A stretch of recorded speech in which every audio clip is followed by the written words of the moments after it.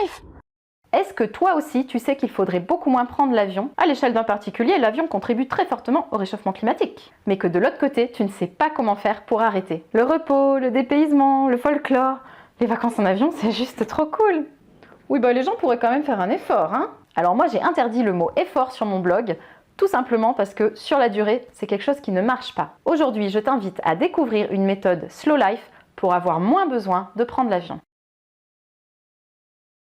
Bonjour, je suis Florène Cordier, auteure du blog éco-insouciance.com qui s'intéresse à l'éco-anxiété et au passage à l'action pour sauver la planète. Alors, l'avion, si tu le prends régulièrement, tu sais que c'est très compliqué d'arrêter. Il n'y a pas longtemps, le métro était recouvert d'affiches avec un paysage magnifique qui titrait « Évasion ». Ça donnait trop envie. Ah non, je parle pas de cette évasion-là. Enfin, Et si on n'avait plus à s'évader? Est-ce que ça ne serait pas le mieux? Nous allons donc parler de slow life, c'est-à-dire comment le fait de ralentir, c'est bon à la fois pour toi et pour la planète. Et si tu étais en vacances tous les week-ends? Alors évidemment, je ne parle pas de prendre l'avion tous les week-ends jusqu'à Barcelone, hein. Je parle bien d'être en vacances chez soi. Eh bien ça, tu vois, c'est le truc que j'ai découvert avec les différents confinements, c'est qu'on pouvait être en vacances chez soi le week-end. Je vais te donner les 3 actions que j'ai mis en place pour y parvenir. Alors évidemment, ce ne sera pas les mêmes chez toi, mais c'est pour te donner des idées. Première idée, récupérer ton samedi. Moi, avant, le samedi, c'était la journée des corvées. C'était les courses, le ménage, les enfants au milieu, on n'en pouvait plus. Eh bien, nos samedis, ils ont grandement changé quand on s'est interdit de faire les courses et le ménage le samedi.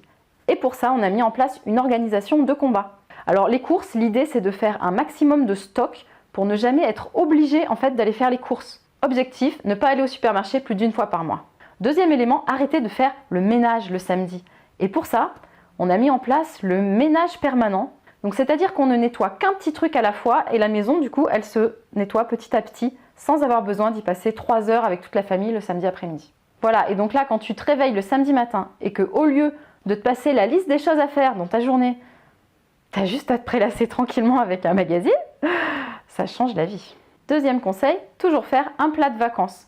Ça peut être un barbecue, des gaufres, des crêpes, quelque chose que tu aurais fait pendant tes vacances et qui te fait plaisir. Alors ça, je pense qu'il y a déjà beaucoup de gens qui le font, mais nous, c'était pas notre cas et ça nous a quand même un petit peu changé la manière de voir nos week-ends. Troisième conseil, faire un truc fou, un truc que tu ferais en vacances. Nous, par exemple, au sortir des confinements, on s'est acheté un kayak gonflable. Il faut dire qu'à cette époque, on habitait à 50 mètres de la Seine. Alors oui, la Seine, ce fleuve absolument dégueulasse dans lequel tu n'as pas envie de tomber. Mais rassure-toi, ce n'est jamais arrivé. Et à chaque fois qu'on a fait une petite excursion en kayak le week-end, on a eu l'impression de passer un week-end en vacances en Dordogne. Alors tu vois, quand tes week-ends, ça devient farniente dès le samedi matin, tes barbecues et Dordogne, le petit week-end à Barcelone, là... Ouais chérie, le petit week-end à Barcelone, là, dont on avait parlé. Je viens de lire que l'avion, c'est pas bon pour la planète. On n'y va pas, hein. Ouais, mais vraiment, ouais, juste pour l'écologie, hein, ça avait l'air cool, mais... on va rester là.